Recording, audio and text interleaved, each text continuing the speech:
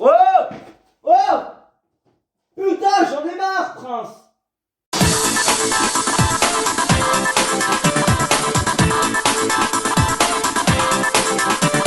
Oh, espèce d'arme! Non, je rigole, les mecs. Salut à tous, c'est 15 aujourd'hui pour une vidéo. On va pas parler d'arbitre. Ça y est, putain, même si l'arbitre a eu quand même, hein, on va dire, son... Merde, j'ai postillonné comme un con. En plus, vous avez vu, tu sais, les postillons, on les voit pas là, mais là, vous avez vu tellement que c'était fort là. Mais là, l'arbitre a quand même eu sa part dans l'histoire de pourquoi nous n'avons pas gagné. Voilà. Sa part, mais il n'y a pas que lui. Il n'y a pas que lui quand même. Il y a une autre personne qui a quand même fait qu'on n'a pas gagné ce match. Même si ça peut arriver quand même. Hein. Donc, on a joué contre Boavista, donc la dernière répétition avant ce gros choc, ce gros match contre la Juventus en Ligue des Champions. Donc voilà, ça y est, hein, notre prochain match c'est en Ligue des Champions. Donc il y aura l'avant-match mercredi soir, du coup. Ça nous fait quand même encore un paquet de vidéos avant, avant ce jour, enfin avant cette vidéo. Donc voilà. Donc, voilà. Donc on a fait 2 partout contre Boavista. 4e match de suite, toutes compétitions confondues, que on ne gagne pas. Mais on ne perd pas non plus. Hein. On n'a pas perdu ces 4 matchs. Ces 4 matchs nuls que nous avons fait. On a tout a commencé là. Donc notre dernière victoire, c'était il y a 15 jours. Ça fait 15 jours qu'on a pu gagner le match. Le dernier, c'était le 1er février contre Rio Ave 2-0. Les gars, donc ça fait un paquet de temps qu'on a pu gagner. Mais les gars, on s'est quand même fait voler. Hein. Donc on a eu le temps de se faire voler. On a eu le temps d'avoir des blessures graves. Alors, d'abord, premier match, on avait fait 0-0 contre Belenenses. Le jour où Nanou s'est gravement blessé, il s'est pris un KO quoi. Donc bon, voilà, on s'en fout un petit peu du résultat ce jour-là. C'était plus pour la blessure de Nanou, pour la gravité pour la gravité de la blessure de Nanou, la gravité de son état surtout. On s'en foutait du résultat final, hein. On s'en foutait. Ensuite, il y a eu le 2-2 face à Braga, où on s'est chié dessus dans les 10 dernières minutes. Et on s'est fait égaliser à la dernière minute par Nicolas Gaëtan, ancien de Benfica en plus, ça m'a foutu le seum. Ensuite, le pire des pires, hein, ça aurait pu être celui-là, le pire des pires. Mais le pire des pires, c'était celui contre Braga en Coupe du Portugal, un partout, où l'arbitre, clairement, à cause de l'arbitre qu'on gagne pas ce match, hein. Voilà, où il expulse Luis Diaz pour aucune raison valable. Le mec qui se blesse là, le mec de Braga, je ne dure pas son nom, David Carnot, je crois. Ouais, j'ai retenu son nom. Je crois que c'est David Carnot, je suis pas sûr. Je suis pas sûr du tout. Je crois qu'il s'appelle David déjà. Non, je sais plus son nom. Et puis, qui s'est blessé gravement, mais Luis Diaz, frère. Luis Diaz, voilà quoi. Il a pas voulu le blesser gravement. Et même, c'est lui qui a provoqué sa blessure en soi.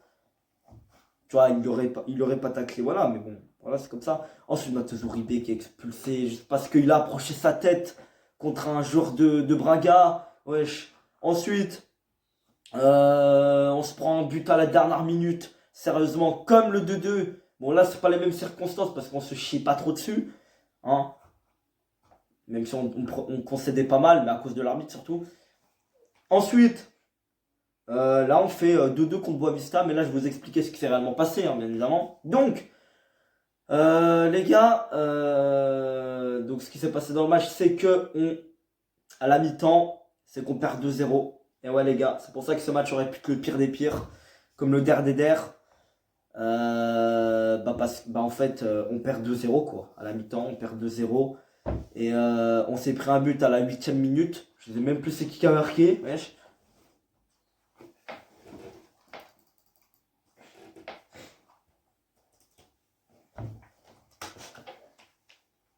Les gars, j'ai fait un truc très simple. Au bout d'un moment, comme le der des der, comme vu que je connais plus trop les buteurs des Boavista, bien évidemment, ce Porto, je sais c'est qui a marqué. Hein? Eh, Prince! Touche pas au Nutella! Vous inquiétez pas, je l'ai pas touché. Hein. C'est ça que vous êtes en train de vous dire. Non, je l'ai pas touché. Bon, les gars, les buteurs de Boavista, c'est Jackson Poroso, 8ème minute. Et à la 46e minute, avant la mi-temps, c'est Albert Ellis. Voilà, juste avant la mi-temps qui marque. 2-0 pour Boavista, franchement dégoûté. Hein. Boavista est surréaliste. Fils de pute, va. Touche pas! J'ai complètement visé à côté cette fois. Bon, on rentre. Je suis complètement énervé, dégoûté de sa mère. Hein, parce que déjà, la Juventus a perdu 1-0. Donc, j'avais pas envie qu'on perde, les gars. Ensuite, on rentre à la deuxième mi-temps. Je me dis, c'est bon. Bon, on va perdre. Mais d'un côté, je me dis surtout, les gars, ils vont mettre le bus. Surtout. Mais surtout, c'est qu'on va avoir le ballon toute la seconde mi-temps, on va avoir le ballon, eux ils vont avoir des contres. Et le problème c'est que quand ils ont des contres, nous défensivement on est des grosses merdes. Donc attention quand même. Donc on est des grosses merdes défensivement, voilà. Regardez 75% de possession. On n'a jamais eu autant de possession dans un match. Ta mère, je voulais pas perdre contre Adil Rami moi. Voilà. Je voulais pas perdre contre Adil Rami. Bon, du coup ce qui se passe c'est que c'est qu'on fait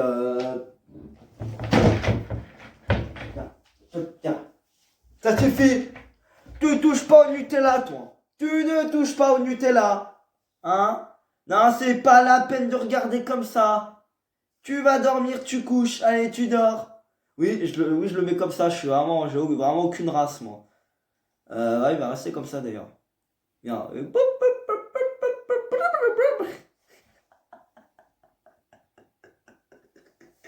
Ah, vas-y, barre-toi. Ah putain! Putain, il m'a donné un coup de jus, cet enculé. Il m'a donné un coup de jus. Bon, j'en étais où? On rentre, les gars, oui, comme prévu, on a le ballon, clairement. On a le ballon, on tourne avec le ballon, on attaque 400 000 fois avec le ballon, sans rien. Donc voilà, on attaque. Et un but survient, un but un peu chanceux. Je sais pas s'il est contré, mais il est contré de sûr. Mais je sais pas s'il est contré par Pépé. Mais c'est un but de Mehdi Taremi, 54e minute. Voilà, on pousse. Ensuite, on pousse. Il n'y a pratiquement aucune attaque de Boavista. Aucune, les gars. Putain, en plus, tous leurs tirs, ils ont été cadrés. Ils ont fait 4 tirs cadrés. On n'a jamais vu ça dans le foot. D'ailleurs, on n'a jamais vu ça dans le foot. Donc, qu'est-ce que je disais, moi? Voilà, on continue à pousser. Et puis bon, au bout d'un moment, ça doit arriver. Hein. Penalty pour le FC Porto, provoqué par Evan Nilsson. Et Sergio, il va rentrer. D'ailleurs, il y a le fils de Sergio Conceição qui est rentré, Francisco Conceição, qui est rentré, mais je vais en parler de lui plus tard. Vraiment, je vais en parler. Et penalty, puis c'est Sergio Oliveira qui le tire. Hop là, il le transforme en force, 90e minute. Et qu'est-ce qui se passe ensuite? 2-3 minutes plus tard, encore penalty pour le FC Porto, les gars. Encore penalty. Et ça a été, il est concédé par Francisco Conceição. C'est lui qui provoque le penalty. Il dribble toute la défense de Boavista. Il s'est amusé, frère. Il s'est amusé, le fils de Sergio Conceição. Il s'est amusé. Hop là, il provoque le penalty. Moi, je me dis, tu vois, comme on a fait avec Fabio Vieira la saison dernière, je me dis, ok, ils vont le laisser tirer quand même, le petit. Non, c'est Sergio qui le prend et qui tire pour mettre son doublé sur penalty. Comme ça, moi, je l'appelle définitivement Penalgio, voilà. Penalgio Oliveira. Ah, définitivement, je l'appelle comme ça. Et qu'est-ce qui se passe? Comme par hasard, poteau! Il tire sous le poteau! Donc maintenant, je sais pas trop si je le mets dans les tops ou dans les flops. Je sais pas trop maintenant. Hein. Ensuite, on a une autre occasion, les gars. Vers la 90e minute, les mecs. 89e, 90e minute, les gars.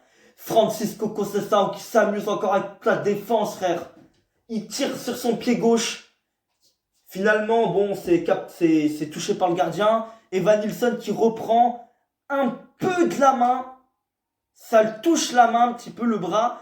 Mais en fait, c'est un petit peu contré par le joueur de Boavista, donc il peut rien faire, Evanilson, tu vois. C'est pas de sa faute, tu vois. Même s'il a le bras décollé, c'est pas de sa faute, il pouvait rien faire. Et bah, il marque, Evanilson, tu vois. C'est un zigouillage sur la surface de réparation. 3-2 pour le FC Porto, les mecs. Et ce qui m'a encore plus fait plaisir, le truc qui m'a vraiment ému, c'est l'accolade, c'est le câlin que Conceição il a fait à son fils. Son fils, Francisco Conceição, il s'est directement dirigé vers son père, Sergio Conceição. Et franchement, c'était incroyable, hein. Tous les joueurs se sont regroupés sur lui. Tout était vraiment devenu beau. J'ai l'impression qu'on était passé d'un cauchemar. Oh! Oh!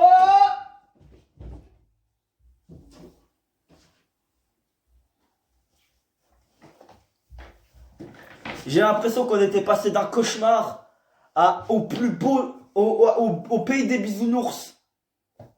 Qu'on était passé à tout est beau dans la vie. Hein? Ouais, mais malheureusement, tout n'est pas beau dans la vie. Bah oui, c'est vrai, c'est complètement vrai. Et c'est là où l'arbitre intervient. L'arbitre, il intervient, il va voir la VAR, tu vois. Tu sais, vous savez ce que j'ai dit tout à l'heure? Evanilson. Eh oui, Evanilson, les mecs. Eh ouais. Evanilson a fait une petite main, comme je vous l'ai dit. Et du coup, bah, il a annulé le but. Mais comme dirait Sardoche, hein. Mais c'était sûr, en fait! C'était sûr! C'était sûr qu'il allait annuler! Mais pourtant, Evanilson, c'est même pas de sa faute. Je comprends pas pourquoi il annule le but. Normalement, il y a but, hein. Moi, je te le dis, il y a but, hein. Normalement. Donc voilà, 2-2, on reste à 2-2. Voilà, c'est pas ouf. C'est pas ouf, on continue à perdre des points. On est en danger. C'est la mauvaise opération parce que on a l'opportunité de laisser le Sporting s'enfuir. Et on peut se faire rattraper par Benfica et par Braga. Normalement, on se fera pas dépasser parce que ils avaient 3 points de retard avant. Et je crois qu'ils n'ont pas encore joué. Prince! Je disais quoi? Oui, je disais... voilà, tout simplement. Donc le classement, je vous le mets à l'écran. Donc 48 points pour le Sporting qui n'a pas joué. Aucun du top 4 n'a joué. Sauf nous. Donc, voilà. Donc on se fera pas rattraper. On se fera pas rattraper. On est dessus. Oh! Oh! Putain, j'en ai marre, Prince! Toujours des bêtises! Putain, il casse les couilles, ce chat! Bon, j'en étais où, moi? Voilà. Donc on se fera pas dépasser, les gars. On reste. On reste premier. On reste deuxième, pardon. Donc voilà. Et on reste également la meilleure attaque de Liganos. À part si le Sporting fout 5 buts contre leur prochain adversaire. Bon, les gars, ça fait beaucoup trop long pour le dire. Bon, on va faire la composition d'équipe. La composition d'équipe, je me rappelle plus trop. Je vous dis direct qu'il y avait Marchesino au goal. En défense centrale, il y avait Pepe et Mbemba. À droite, Manafa. À gauche, Malangsar. Au milieu de terrain, il y avait... Oh, tu bouges pas, toi. Tu bouges pas. Compris? T'as fait des bêtises, tu restes là maintenant. Il y avait Sergio Oliveira, Fabio Vieira. À droite, il y avait Jean Mario. À gauche, il y avait Corona. Oui, Corona joue à gauche. Et en attaque, on avait Taremi Moussa Marega. Donc, voilà. Les tops et les flops. Bah, on commence par les tops. Hein. Marchesine, clairement. Marchesine, putain. Qu'est-ce que je l'aime, lui. C'est incroyable. C'est un gardien de malade, ce mec. Fais ça contre la Juve, mec. Hein. Ah, mec, contre la Juve, on aura besoin de toi. Hein. C'est sûr. Ensuite, les gars, bah oui. C'était obligé après ce qu'il a fait. Le show qu'il a fait dès qu'il est rentré. Bah oui, Francisco Conceição, il est dans mes tops, mais de sûr, imbougeable. Les deux sont imbougeables. Et en troisième, les gars, j'hésite entre Sergio Oliveira quand même. Mais je vais mettre Sergio Oliveira parce qu'en vrai, on a fait une fin de match incroyable. Et c'est pas parce qu'il a loupé un penalty, enfin le deuxième, que je vais le mettre dans mes flops. Sergio Oliveira dans mes tops. Et en flop, les gars, bah en flop, Manafa, il a rien fait ce con. Il a rien fait. En top, je pourrais mettre Corona aussi, qui a vraiment été pas mal. Il a vraiment apporté, je trouve. Manafa, non, Manafa médiocre. Manafa médiocre, donc flop. Tout simplement. Franchement, il est pas ouf, quoi. Au bout d'un moment, faut le dire. Il est pas ouf. Zaidou, putain, Zaidou aussi. Zaidou dans mes flops également. Ça fait 2-3 fois de suite. 2 fois de suite, je le mets dans mes flops, hein, Zaidou. Mais bon, c'est pas pour autant qu'il est devenu mauvais, hein, pas du tout. C'est juste un coup de moins bien, tout simplement. Voilà. Bon, les gars, je vais vous laisser. Oui, je vais vous laisser, clairement. Les gars, je vous laisse. Salut.